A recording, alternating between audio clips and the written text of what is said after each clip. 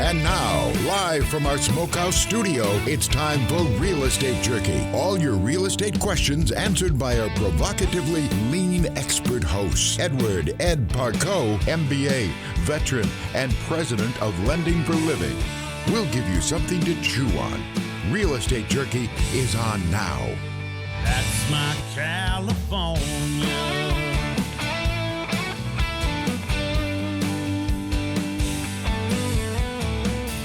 Thanks for joining us here on Real Estate Jerky. I'm Ed Parcaut, veteran and president of Lending for Living, along with RE/MAX executive realtor Mike Kelly. We're keeping you up to date on real estate and what's happening in our communities. Our studio is right here in Modesto at Lending for Living with our engineer Mike Murray and the incredible radio signal iHeartMedia and this station KFIV. We always bring you something to chew on here at Real Estate Jerky. If you got questions, you can call or text me at 209-404-1915. Again, that's 209-404-1915 or email us at radio@realestatejerky.com. Hey, Mike, thanks for joining on the show again today. I really appreciate you being here. It's fun. But today we're talking about fighting hunger. We are talking about fighting hunger. And I just want to respond hunger. to you. Yes. And I want to respond to you really, really quickly. You know, even though I've only been doing this a short time, I'm really enjoying it. So thank you for having me. And hunger. Let's talk hunger for a minute, okay? All right. Well, there's a reason they call me Big Hangry. Yeah, because when you're hungry, I'm hangry. You're hangry. That's right. I've seen it. I've witnessed it. Hey. That's just, those were secret times. I think all of us guys get big hangry at the time when our tummy is starting to say, okay, bud, put something in there. So now you know how people can feel when they don't eat. Exactly. So, and you know, it's something that I think a lot of us have been very lucky is to always have access to food. But to think about not having access to food kind of breaks your heart, you know? And if it weren't for like Second Harvest, what would we do? I don't know, but a lot of people don't realize after my dad died when I was 12 in Turlock, we became dirt road poor. There's only that's the easiest way to describe how bad it was.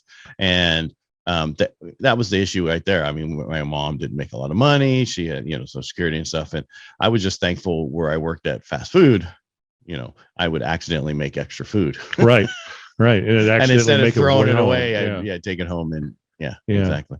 Yep. Yeah. So, I mean, I totally get that there was a reason I was 6'2" and 155 pounds when I left to go in the Navy. Well, you were strapping. Yeah. Well, within 2 months, I went to 198. Yeah, because I had food. You got some rations. Yeah. And I wasn't fat. No. So all of a sudden, all this muscle came because I had food. Yeah, it's amazing what nourishment will do for you. Yeah, and and that's especially the right nourishment, right? It's not just junk, right? Because there's a huge. I don't know if you saw this, but there's a huge push since the pandemic to eat snacks. Is there? Yeah, it's huge. I have not seen this. Yeah, I was watching a show the other day. It's like through the roof the amount of snacks that are being consumed now. When you say snacks, what kind of snacks? Like ding dongs. And those garbage food. Yes. Yeah. Extreme garbage food. Yeah. I was just reading our engineer says sometimes you're not yourself, or sometimes you feel like a nut. Sometimes you don't. Got to have too much fun here. Yeah. All right. So before we get into hunger, how's real estate? Real estate. Are people hungry for real estate right now? People are hungry for real estate, except not as hungry as they used to be because there's some crazy stuff going on in the world right now. And you know what? There still is not an oversupply of homes. Real estate. So, real estate's. We've been talking about this week after week after week on Real Estate Jerky, and low inventory, lower demand. There's still demand, but it's lower demand. Perfect storm for buyers to get in contract right now. Right. Perfect storm. And get some money for closing costs. And when you're saying we talk about this on Real Estate Jerky, you're talking about our lives we do on Monday, Wednesday, and Friday. Exactly. At 8:30 a.m. on LinkedIn, YouTube, and Facebook. Wow. You did that like you were not even reading it from something. I can do all this without reading. Yeah. Well, but sometimes I look at it. Yep. But I'm still there looking at it. That's okay. You'll get there. Yep. Yeah, I know because what you used to, all the stuff you've done in your life. But the issue that we're, with real estate is, it's such a great time to buy. Yes, you see articles. This is the worst time to buy, and they say the reason it's the worst time to buy is because affordability out there is not as low as it used to be, or not as high of affordability. Meaning more people are able to afford. It's less now. Well, that's the reason it's the best time to get in, because you don't have competition. Right. The moment rates start dropping into this year, into next year, everybody's jumping back in. Oh, I can afford it now. Yeah. And I'm coming. Me and the other 50 people that want to make an offer on that one property. And, a lot of people ask about doing the 2-1 buy downs. Mm-hmm. And the issue with that is it's good if we don't know where rates are going to be in a year from now. Right. So it just depends on the situation. I have a lady who's like, I only want my payment at this. So we're doing that to start to make her life a lot easier. And then while she's waiting for the rates to adjust down, she can, enjoy a lower payment. And right. I was shocking how it was so much better now than it used to be when to fund those things and the extra money you have to do that. Because a lot of people know what I'm talking about. What's a 2-1 buy down? Right. Well, you know what? A 2-1 buy down. Well, you're listening to Real Estate Jerky here on PowerTalk 1360 KFIV. I'm Ed Parcaut, mortgage advisor and president of Lending for a Living. You can reach out to me at 209-404-1915. That's 209-404-1915. All right. So a 2-1 buy down means, I was just going to keep people here, keep that game going. Yeah. 2-1 buy down means you buy the rate down 2% the first year, 1% the second year, and then it goes to a fully indexed rate the third year. So say you have a conventional and you're 5.5%, it would be 3.5 the first year, 4.5 the second year, and then goes to 5.5 for the life of the loan. What's left? Can you refi out of those at any time you want? Yes. Yeah, that's good to know. Yeah, anytime. Some people think that they can't. They have to do that for it to adjust. You need to wait preferably 6 payments. Yeah.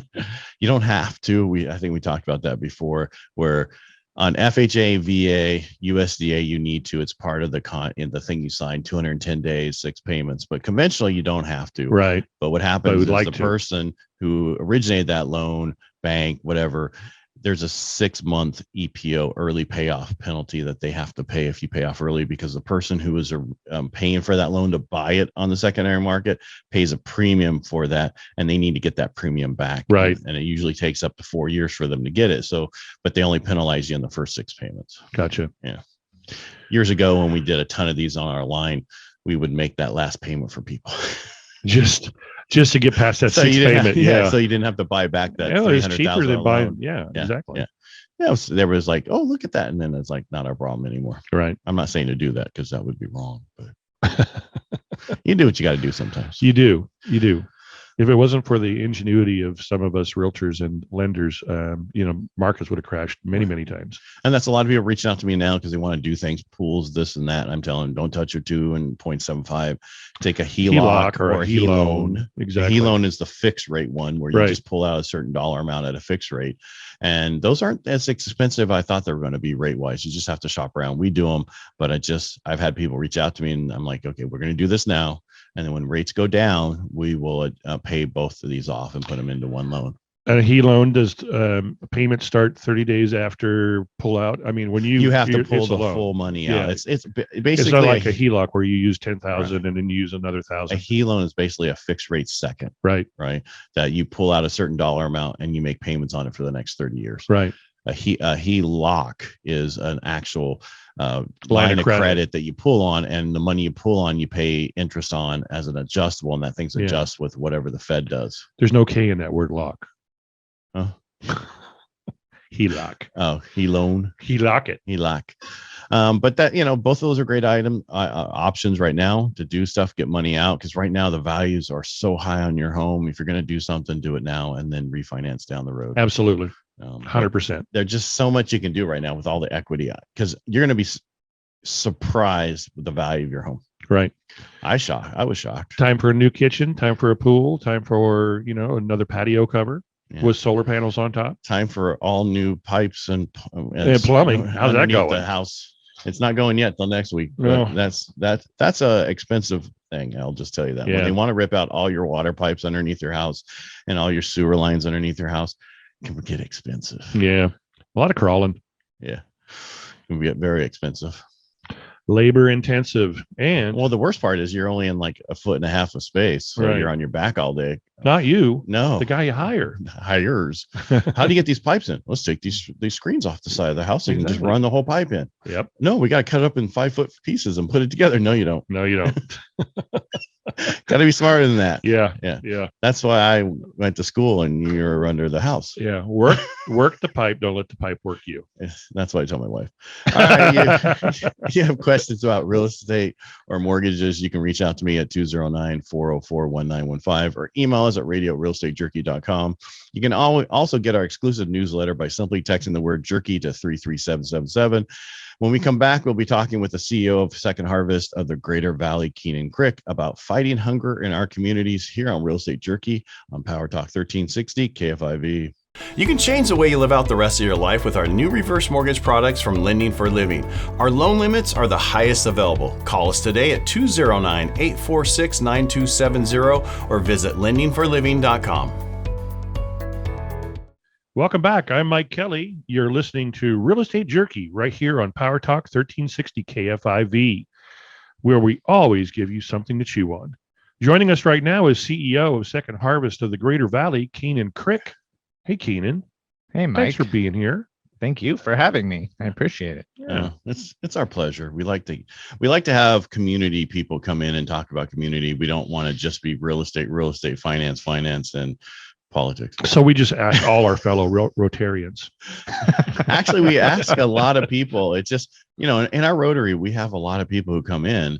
Last week when I was doing the 3 hours on Thursday, I had Desiree come in and talk about her walk, right? Because the hour before that was all about this guy who was in Afghanistan years ago and how he was in prisons. And after an hour of that, I'm like, we need a palate cleansing. My wife made fun of me. She goes, how is Alzheimer's palate cleansing? You don't remember. That's all right. Yeah. I guess that's it. Yeah. All right. Keenan, why are you working for the Second Harvest of Greater Valley in the community? How did you get there? What's kind of your background so people know who you are? And then we'll get into the really hard questions. Well, 15 years in education, and a lot of the work that I did over those 15 years, when I got into more administrative work, I worked collaboratively with a lot of nonprofits in the area. And about 6.5 years ago, I became CEO for our executive director for United Cerebral Palsy of Stanislaus County. And I spent 3 years there. And then this job came available at Second Harvest of what was San Joaquin and Stanislaus counties at the time. And we changed our name in 2021 to Second Harvest of the Greater Valley because we serve 8 counties through California, stretching all the way to Nevada border. And Second Harvest of the Greater Valley is a hunger relief organization that's affiliated with Feeding America.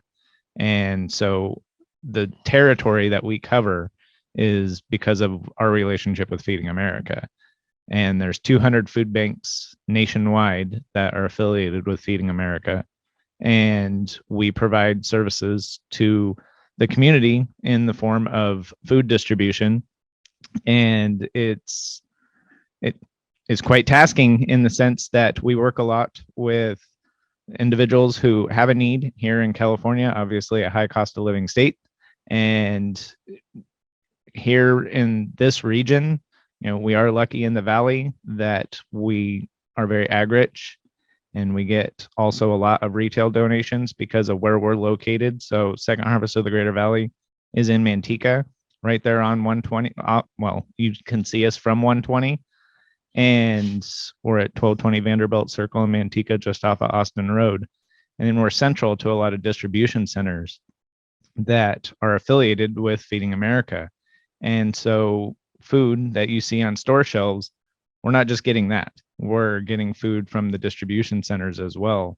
And to the tune of about 21 to 23 million pounds of food per year. Wow. That we're seeing donated. And then we purchase approximately 5 to 6 million pounds of food per year, in addition to predominantly produce and meat and dairy items. So I know you're used to giving presentations. So let us have a conversation today. Absolutely. So I have a question about counties. You said Okay. counties. What Yep. Counties do you cover so people know? that was my question. Yes, counties. Sorry. Stanislaus, San Joaquin, Calaveras, Merced, Amador, Alpine, Mariposa, Tuolumne. I think I covered them all. Okay. Well, I didn't count, so Yeah. I'll give you that. I heard 6. I'm sure it's somebody. That's Mike for you. Yeah. Yeah. Hey, the funding. Where's the funding come from for the 5 million pounds of food that you guys purchase? Well, so we predominantly fundraise, and we thankfully have a great, successful. yeah, very successful. You guys fundraise $5 million?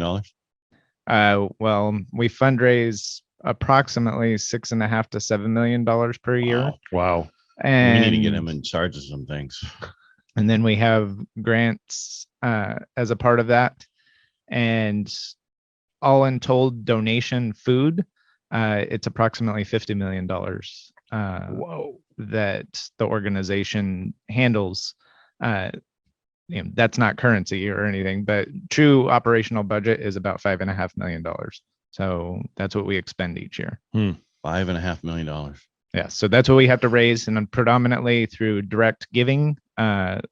We have direct mail, we have monthly giving, we have major gifts, we have fundraisers. So What type of fundraisers Hold on, do you guys have? before we get into that, Sure. We're talking with CEO of Second Harvest of the Greater Valley, Keenon Krick. If you have questions for us, you can reach out by dialing 209-404-1915. That's 209-404-1915, or visit lendingforliving.com. Or you can also email us at radio@realestatejerky.com or text the word jerky to 33777. All right, you were saying, Keenan, we actually have an event coming up on September 17th, Saturday, September 17th, 10 to 1 at Second Harvest of the Greater Valley. This is called our Empty Bowls event. It's an annual event that typically was an evening event. And just like everybody else, the pandemic shifted everything that we do. Yeah. And so we turned it into a brunch event and thought it might be something different, although other creative minds in the nonprofit world have done the same thing. So I guess we're not that original, but at the same standpoint, great opportunity for people to come out and see what we're doing at the food bank. Mike's been there, and we've gone through a lot of changes over the course of the last couple of years. And it's an opportunity for those that are going to be attending the event to have a tour of the food bank, in addition to a wonderful brunch from a local restaurant in Manteca called Besitos, and going to be definitely a 5-star brunch that people are going to have, open bar for those that like to drink early in the morning. it's on the weekend, right? It's on the weekend. What day? Yes. Saturday? Saturday, September 17th. Outside? That's okay. That's And supposed inside. to be in the 80s. Yeah. That week. Yeah. It will be inside too. And Not like this week. yeah, Yes. luckily, the benefit of a food bank is you have a large refrigerator freezer, so we can open that up and everybody will stay nice and cool. So that's the cooling center. Exactly. Everybody come in and get your drink. Yep. All right. Got any questions there, Mike? Because I know you do. Well, yeah. Okay. You know, Oh, I don't want to cut you off. So Oh, I'm giving you a yeah. chance. Okay. Well, you surprised me, Ed. So sorry. How many volunteers do you go through on a weekly basis over at the food bank, packing those boxes? Yep. We have about 25 to 30 volunteers just at the food bank alone each Mhm. day. Wow. So you're talking, roughly 150 people per week that Wow. we see come through the food bank. Volunteers are critical to what it is that we do. Again, we are a food bank that's distributing about 25 million pounds of food per year, but we do that with 31 staff, 31 full-time FTEs. And we have a list of over 1,500 volunteers that come through on a regular basis. That's a lot. Just at the food bank. So Yeah. that doesn't include our distributions that we do out in the community. So part of food bank is working with approximately 100 organizations between San Joaquin and Stanislaus County Mm-hmm. alone. Many of those are faith-based organizations that act as pantries. So the differentiation between what we do as a food bank is we store the food and then we distribute it out to organizations, local churches in the area. Modesto, people might recognize Big Valley or the House. They Mhm. have food pantries, and we supply food to them, Okay. and they distribute food at designated days and times. And so that's how a lot of the food that we have gets out. And then if there's a church, not a church or not an organization that we're working with in a particular area, we have our own program distributions. So we have what's called a mobile fresh program. It's a large tractor trailer that almost kind of like a modified beer truck. Okay. And we distribute. You got his attention now. I Yeah. was gonna say, gotta get people's How'd you- attention somehow. How'd you tell me how you modified it? So same concept, roll up the doors, Yeah. and rather than seeing cases Cases of of beer, beer, you're yeah. seeing cases of food. Gosh. So, and a lot of that we try and do with each box is filled with approximately 50% of produce. Okay. And again, we purchase a lot of that. We're not just Feeding America affiliated, we're affiliated with California Association of Food Banks. Okay. And we purchase all our produce through California Association of Food Banks at no more than 19 cents on the pound. So the produce that you're seeing come through there, which Mike, you've seen before, Yep. it's identified as seconds. So you might see like a 3-headed carrot or a potato shaped like a heart. Yep. I kept that one. Exactly. You don't see it in the retail stores. So that's what comes to us. And so we're fortunate that we're able to then go out and purchase this produce, fresh, great produce. Yeah. Just funky looking. Just looks different. Yeah. So Tastes the same. exactly. Exactly. It all eats the same. That's correct. All right. I want to get more in depth, but all right. So you get seconds, and does a lot of that get donated from the local areas, or? Yeah, we do try and source local. So a big part of what we do is we have a food sourcer as a part of what we do at the food bank, and they help maintain relationships with local retailers as well as local ag vendors in the area, whether they're sourcing produce, dairy, meats, and try and build relationships. We are fortunate that we do get some funding through the USDA. The federal USDA then filters down to the state, and we get to purchase food from many of the smaller disadvantaged farmers in the area. So we really try and do source local with what we can. This is Real Estate Jerky on PowerTalk 1360 KFIV. I'm Mike Kelly, realtor at Remax Executive. You can reach me at 209-968-5633. That's 209-968-5633. When we come back, we'll continue talking to CEO of Second Harvest of the Greater Valley, Keenon Krick, about fighting hunger in our communities. Stick around and get some information you won't find anywhere else.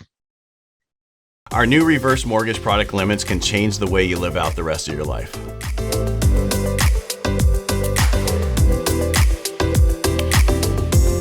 Hey, glad you're back with us here on Real Estate Jerky on PowerTalk 1360 KFIV. I'm Mike Kelly, realtor at Remax Executive, with Ed Parcaut, MBA veteran mortgage expert and president of Lending for Living.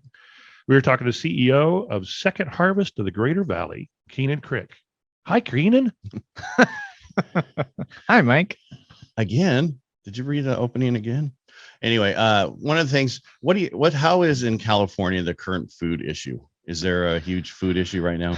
Well, yes. So in California, lots of different factors. For us as a food bank, since March of 2020, distribution of the number of pounds of food that we distribute annually is up about 185%.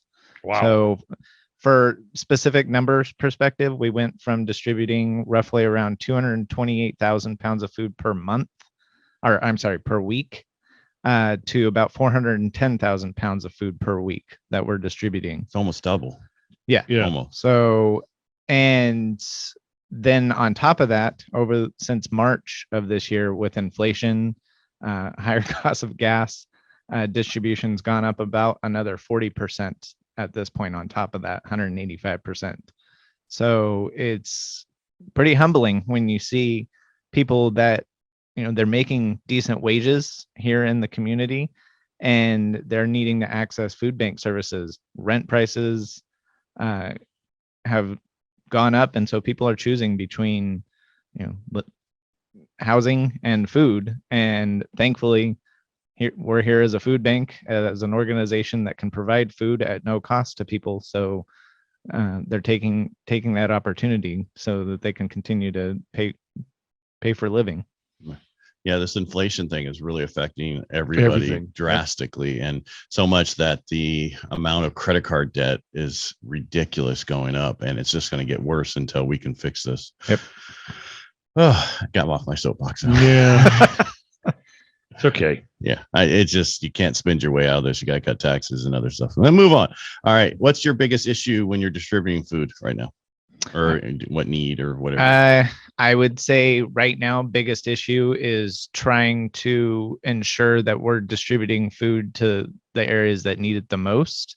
Through the course of the pandemic, like I mentioned before, we work with a lot of faith-based organizations, smaller churches in the areas that act as pantries. Many of them are run by volunteers, and many of them are run by seniors. And so they shut down. And we went from having relationships with about 110 other organizations that were acting as pantries down to about 88. Wow. And so we're trying to rebuild a lot of those relationships.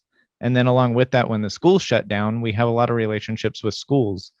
And we had what's called a brown bag program where we distribute to the after school programs at it was roughly about 60 schools between San Joaquin and Stanislaus counties.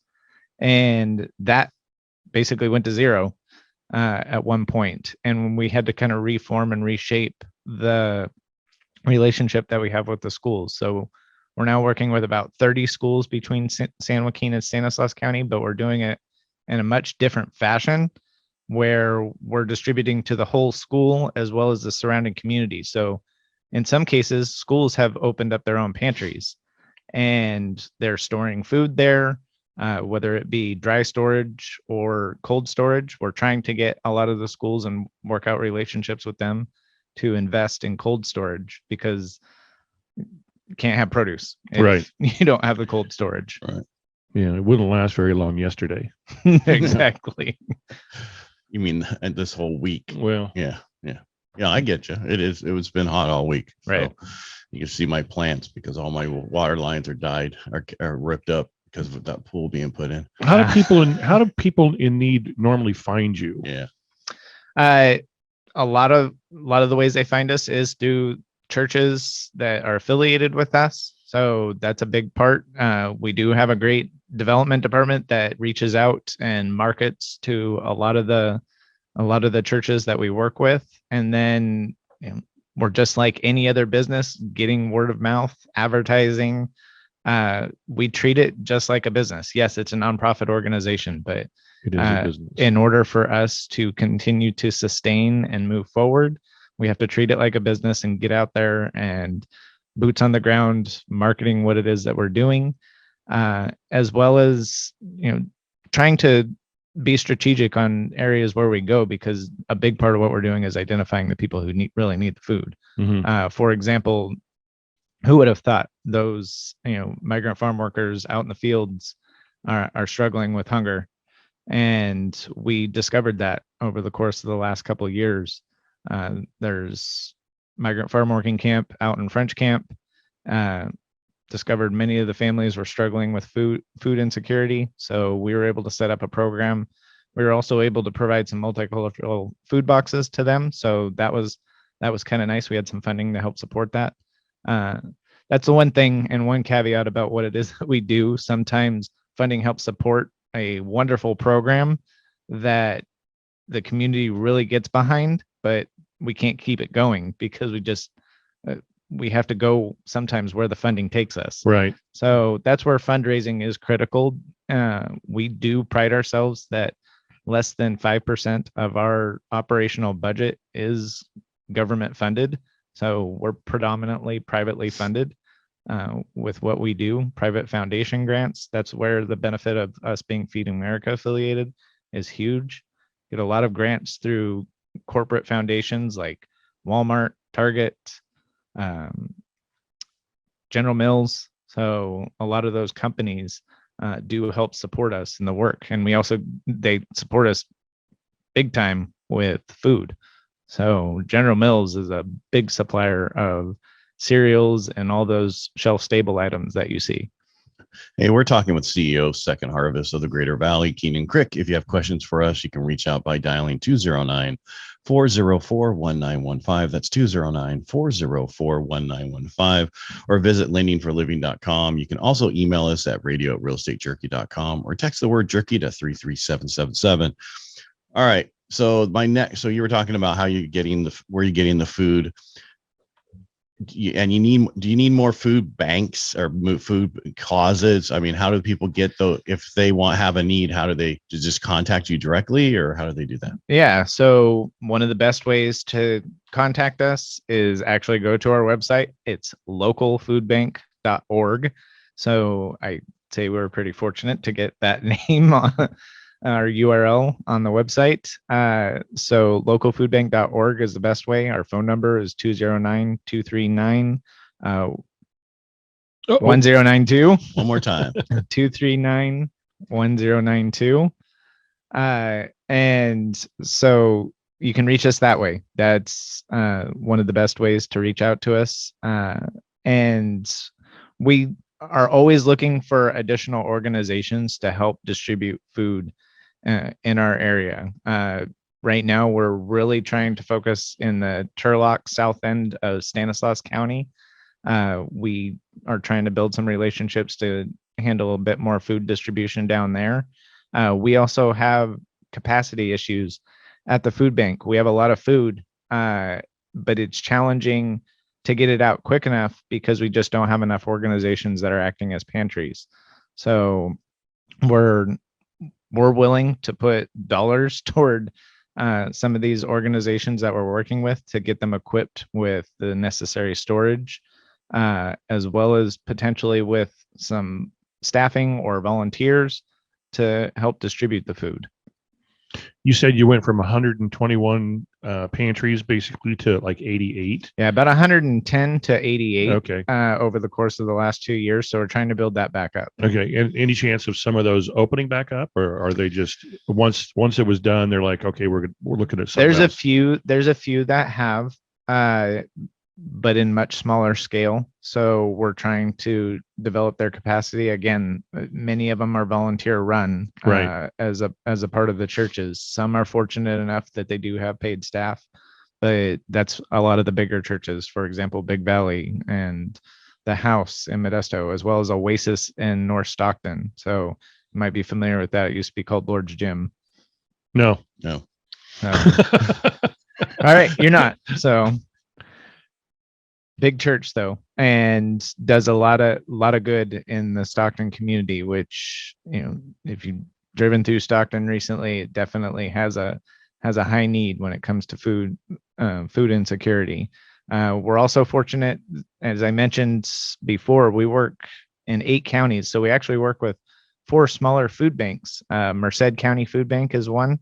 And then we also work with ATCO Resource Center, which is in Jamestown, and Resource Connection in Calaveras County, so up in San Andreas, and then Interfaith Food Bank of Amador County.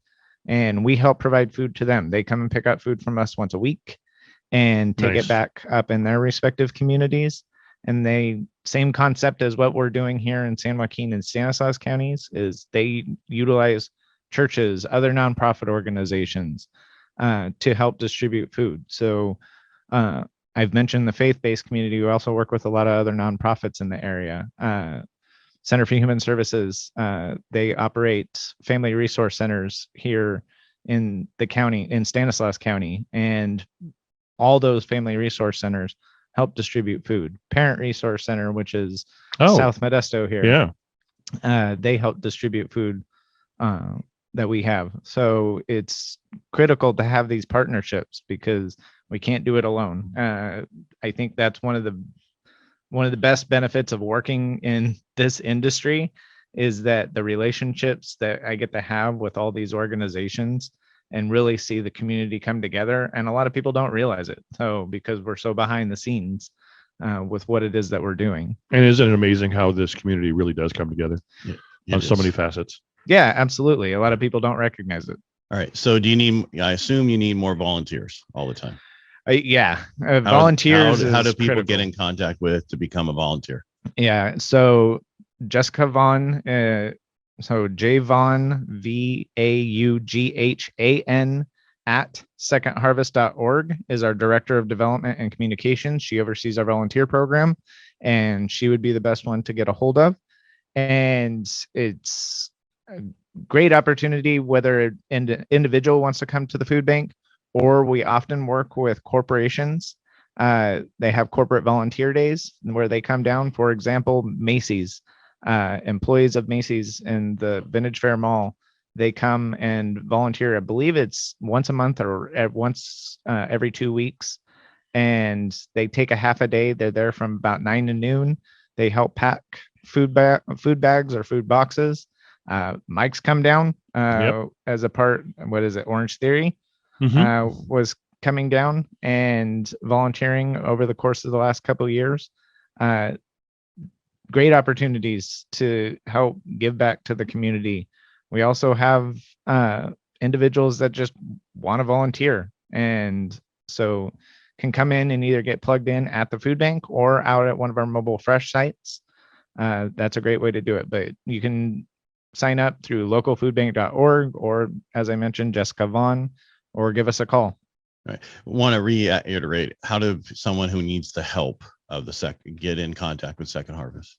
Localfoodbank.org is definitely the best way to do it. Our website has every medium to be able to connect to the food bank, but then also give us a call, 209-239-1092. And again, that's the best way to 239-1092. It's hard for people to write down that fast. Yeah. All right, Mike. Always something to chew on here at Real Estate Jerky on PowerTalk 1360 KFIV. If you have questions or comments for me, Mike Kelly, please dial 209-968-5633. That is 209-968-5633. Message us on Facebook, Instagram, or email us at radio@realestatejerky.com. You can even text us now. Just text the word jerky to 33777. When we come back, we will talk more about local nonprofits and real estate. Stay right there. And real estate? Well, it's a real estate show. Okay.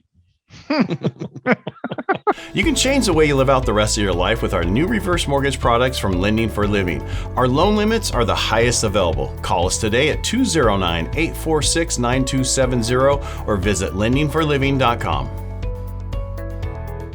All right, welcome back to Real Estate Jerky here on PowerTalk 1360 KFIV, where we always give you something to chew on. I'm Ed Parcaut, MBA veteran and president of Lending for Living, here with RE/MAX executive realtor Mike Kelly. Mike, it's been a unique day today talking about food bank. I knew there was an issue like with need, but I didn't know it's gotten. I mean, we kind of figured that it was going to get worse because we keep seeing the issues with credit cards and everything else. So right. That means people can't afford to eat. Yeah, but I mean, you really can't fathom how much need there is out there until you hear it from the source. You know what I mean? Right.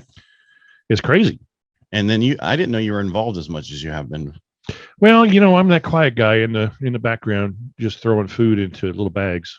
So I thought you were talking about being a puppet master. Yeah, no. In the background. I would like to be a puppet master, but I'm not.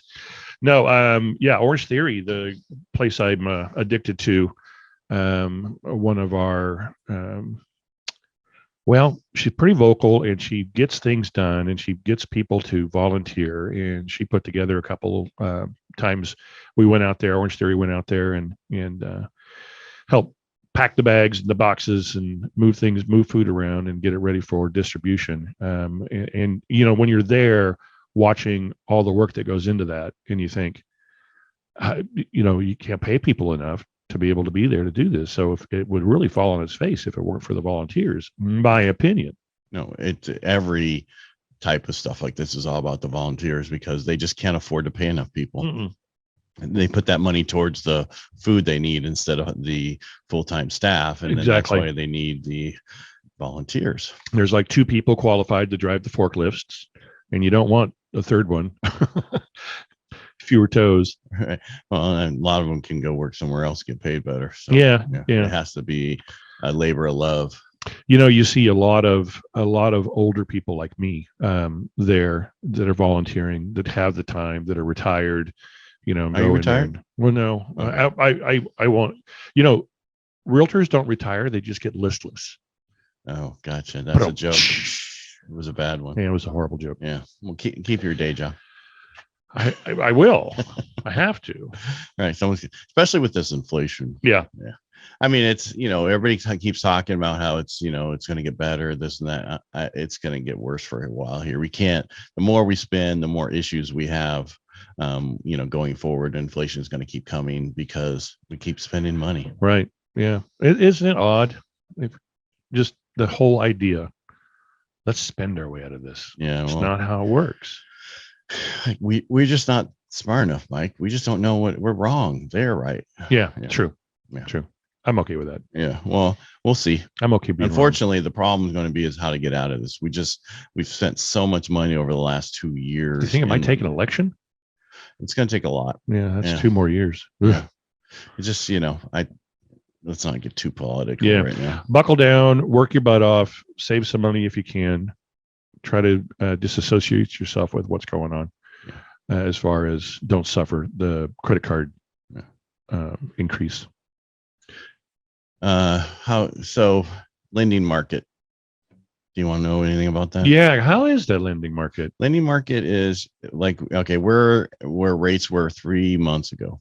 Okay. So things over the last so many months, rates were in June and let's say end of May into June, rates went so high and people were like, oh, let's wait for a few months to see what's going on. Well, rates are fluctuating like that because of the fact that inflation's out there and inflation causes high rates. It's just how it works because the bond market and the mortgage-backed security markets are like, you guys aren't doing enough. We're not doing it. We're raising these things because we have this fear that we're going to go into this other stuff. So we're going to slow things down. The problem with all this, even with the Fed, is the fact that they're trying to do stuff on supply side, right? Which this is money supply issue. It has nothing to do with what the Fed does. But the problem is the Fed should have started tightening, almost 2 years ago. It seems like over a year ago, at least a year ago. And it didn't. And they just like, oh, this is short term. It's not going to be like this. Well, it's going to be here for a while because we have all these issues going on and we just didn't deal with them. Meaning that, you got the port issue where the transportation and then the stupid things like 70,000 truckers lost their job on a Monday because they can't do the gig economy because of how that whole gig thing went through with the, governor changing all the stuff. And so there's just so much going on that we can't fix right now. And we keep spending thinking we're going to spend this money for one thing like Inflation Reduction Act. And then now that money's being sent to pay off your student loans. Right. Thank you so much. Yeah. What did the Feds come out and say this morning? It's Saturday. This week. This week. Yes. I don't know off the top of my head. I've been in doing so many other things this week. Raising another 0.75 of a point. Well, it's not going to do much of anything, is it? We need them to do that. But now, whatever they do now, it's not going to matter. What I mean by that is it's too little too late. It's too far. They're going to go overreact. We're going to hit a recession. We're going to see rates drop. Fannie Mae put out an article last week that said we're going to see rates in the low 4s for conventional next year. Right. And so I believe that, don't you? Oh yeah, I see the second quarter of this year. Hello. Last quarter of this year.